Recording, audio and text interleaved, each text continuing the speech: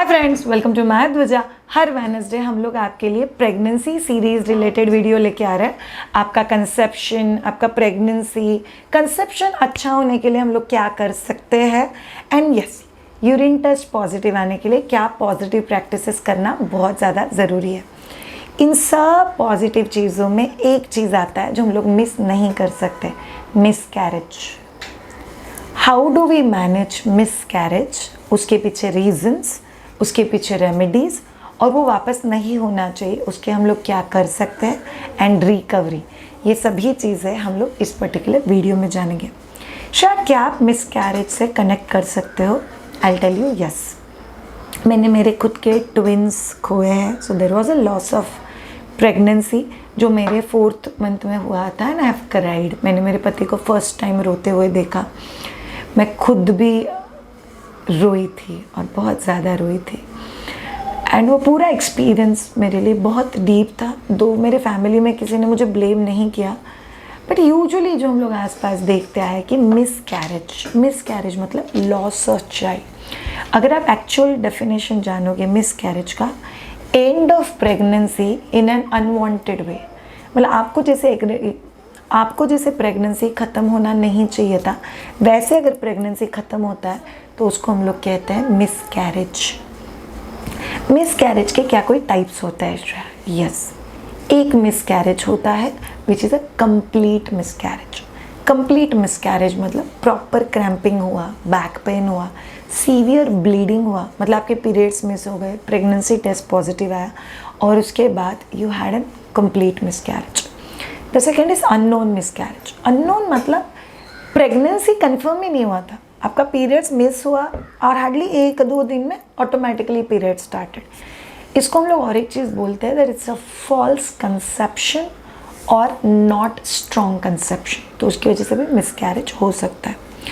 तीसरा type of miscarriages जहाँ पे सर्विक्स क्लोज है, यूट्रस ओपन नहीं है, बट इंटरनली ब्लीडिंग होके pregnancy is no more continuing. Next miscarriages जहाँ पे proper bleeding, cramping, stomach pain, but ये थोड़ा लेटर स्टेज में होता है, माइट भी पहले 2 महीने 3 महीने होने के बाद। सो शायद मिसकैरेज यूजुअली कभी देखे जाता है almost, I will tell you 20 weeks के पहले, मतलब 5वां महीना कंप्लीट होने के पहले almost 95% miscarriages will be observed, और सिर्फ 5% मिसकैरेजेस ऐसे होते हैं जो 5th मंथ के बाद होते हैं।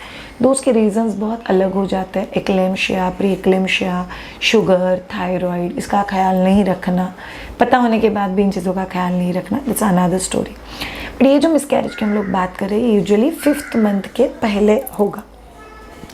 Usually across the world there is something called as recurrent miscarriages, मतलब कोई ऐसी लड़की जिसको मोर देन 3 टाइम्स मिसकैरेज हुआ है। शायद आपने ऐसे किसी को अपने लाइफ में देखा हुआ है? The answer is yes. I've seen a girl with more than 5 miscarriages. फिर उन्होंने डिसाइड किया कि मुझे प्रेगनेंसी प्लान ही नहीं करनी है, मुझे बच्चा भी प्लान नहीं करना है, एंड शी कंसीव्ड नेचुरली। ये बहुत अलग एक्सपीरियंस था मेरे लिए जब भी मैंने फर्स्ट टाइम सुना। In fact I was part of their celebration. उनको मैंने कंसेप्शन के लिए ट्रेन किया हुआ है, गर्भ संस्कार के लिए ट्रेन किया हुआ है, लेबर के लिए ट्रेन किया हुआ है। सो अगर बैक टू बैक मिसकैरेजेस होता है तो ये भी एक चीज़ हो सकती है जो पेरेंट्स को या कपल को डिस्टर्ब कर सकता है। But we Shreya, exactly miscarriages की वजह क्या होती है, विच आर द रीजंस या कॉजेस जिसकी वजह से मिसकैरेज होता है? पहला और बहुत important commonly known reason is hormonal disturbance. So any type of hormonal disturbance, जैसे आपको थायराइड है, डायबिटीज़ है, पीसीओडी पीसीओएस है, थायराइड के इम्बैलेंस को आप कंट्रोल नहीं कर रहे हो, so that's we call it as untreated thyroid या अनट्रीटेड डायबिटीज़। उसी के ही साथ अगर आप लोगों ने अब तक के अपने शादी के जर्नी में या पहले किसी वजह से कोई हार्मोनल मेडिकेशंस लिए हुए हैं, कोई कॉन्ट्रासेप्टिव पिल्स लिए हुए हैं, बिना डॉक्टर के ट्रीटमेंट के अंडर आपने कोई कॉन्ट्रासेप्शन के मेथड्स यूज़ किए which are internally like injectables या मेडिसिन, तो इसका भी साइड इफ़ेक्ट आपके प्रेगनेंसी के ऊपर हो सकता है। दूसरा चीज़, वीक एग और वीक स्पर्म। सो अगर अंडे का क्वालिटी अच्छा नहीं है या आपके स्पर्म का क्वालिटी अच्छा नहीं है तो मिसकैरेजेस के चांसेस बहुत ज़्यादा बढ़ जाते हैं। तीसरा बहुत इंपॉर्टेंट चीज़, हम लोग हमेशा बोलते हैं कि सीड इंपॉर्टेंट है, बट सीड जिस सॉइल में ग्रो करने वाला है वो सॉइल भी इक्वली इंपॉर्टेंट है। सो यूट्रस इनकॉम्पिटेंस, सो अगर किसी वजह से यूट्रस के अंदर जो गद्दी तैयार हो रही है खून का, अगर वो ठीक नहीं है, जिसको हम लोग एंडोमेट्रियम थिकनेस बोलते हैं, अगर वो ठीक नहीं है तो उसकी वजह से भी मिसकैरेज हो सकता है। अगर बच्चे का जो प्लांटेशन हुआ है, मतलब कंसेप्शन हो गया और बच्चा आके यूट्रस में आ गया और जो प्लांटेशन होना चाहिए था यूट्रस में वो ठीक से नहीं हुआ है, मिसकैरेज हो सकता है। तीसरा चीज़ सेम डायरेक्शन में ट्यूबरकल प्रेगनेंसी, मतलब कंसीव किया है बट ट्यूब में से बच्चा फिसल के यूट्रस में ही नहीं आया, सो देर इज़ इधर डॉक्टर को इंटेंशनली सर्जरी करके प्रेगनेंसी को डिसकंटिन्यू करना पड़ेगा, या तो फिर यहाँ पे वो ऑटो मिसकैरेज हो जाता है and that's how it's go ahead.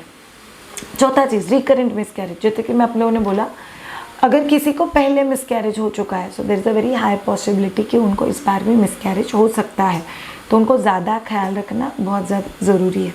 Next wrong habits, जैसे routinely alcohol, drugs, severe smoking, इसकी वजह से आप लोगों को प्रीमैच्योर बर्थ या स्टिल बर्थ या मिसकैरेजेस का खतरा रहता है। Next very important thing deficiencies, so zinc deficiency, vitamin E deficiency, D deficiency, B6 या B12 डेफिशिएंसी, फॉलिक एसिड की डेफिशिएंसीज, जो छोटे छोटे माइक्रोन्यूट्रिएंट्स हैं जिसकी अगर डेफिशिएंसी आपके बॉडी में होती है तो अर्ली मिसकैरेजेस की पॉसिबिलिटी बहुत ज़्यादा बढ़ जाती है। Next very important reason can be आप लोगों का जो वेट है, अगर आप सीवियरली अंडर वेट हो, अंडर नरिश्ड हो, तो आपके केस में मिसकैरेज होने के चांसेस फॉर श्योर है।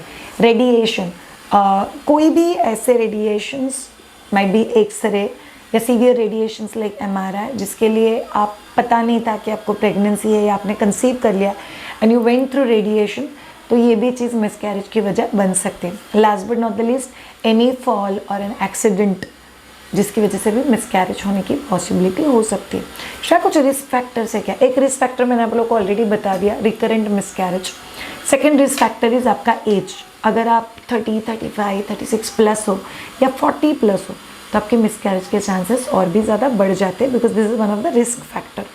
Okay, next very important risk factor is कोई मेडिकल कंडीशन। सो अगर आप कोई एंटी डिप्रेसेंट मेडिसिन ले रहे हो या आपका कोई जेनेटिक मेडिकल कंडीशन है जहाँ पे यूट्रस में बच्चा नहीं कंसीव हो पा रहा है, आपका ब्लड ग्रुप RH नेगेटिव और हस्बैंड का RH पॉजिटिव है, इसीलिए DNA कंपोजिशन में कुछ गड़बड़ हो रहा है, तो भी मिसकैरेजेस होने की पॉसिबिलिटी रहती है। अब कुछ बहुत इंपॉर्टेंट चीज़ है श्रेया, मिसकैरेज जब भी होता है तभी हम लोग क्या साइंस और सिम्टम्स देख सकते हैं। वन इज सीवियर ब्लीडिंग, बहुत हेवी ब्लीडिंग होता है। दूसरा बहुत इंपॉर्टेंट चीज़ इज़ फीवर, आपको बुखार आ सकता है। तीसरा चीज़ चिल्स, शेक, शिवरिंग, सो बहुत अनकंट्रोलेबल ठंडी लगता है। नेक्स्ट क्रैम्प्स, सीवियर क्रैम्प्स आपके पेट में, आपके लोअर बैक में, आपके लेग्स में। चौथा चीज़ बहुत ज़्यादा वीकनेस, सो मिसकैरेज जब भी होता है तो भी बहुत वीकनेस हो, एक तो mentally and physically you are drained. And पांचवा एंड बहुत इंपॉर्टेंट चीज़ जो आप लोग को ऑब्जर्व होगा मिसकैरेज के बाद, breast tightness, breast engorgement, breast sensitivity, ये सभी चीज़ें आपके साथ हो सकती है बिकॉज हार्मोन्स प्रेगनेंसी में थोड़े से बढ़ते हैं और जैसे ही मिसकैरेज होता है हार्मोन्स ड्रास्टिकली ड्रॉप हो जाता है और इसकी वजह से ये तकलीफ हो सकता है। So all of you have to remember that ये पर्टिकुलर थिंग पॉसिबल है। Next very important segment, Shreya हम लोग ऐसा कुछ कर सकते हैं क्या जिससे हम लोग रिकरेंट मिसकैरेज, एक बार मेरे साथ ये हो चुका है और वापस नहीं होना चाहिए, इसके लिए हम लोग क्या कर सकते हैं। Firstly be prepared, how to plan a strong conception. अगर आपको ये मुझसे सीखना है तो we usually take 1-on-1 session, सिर्फ कपल और मैं, and we do plan a healthy and a strong conception session.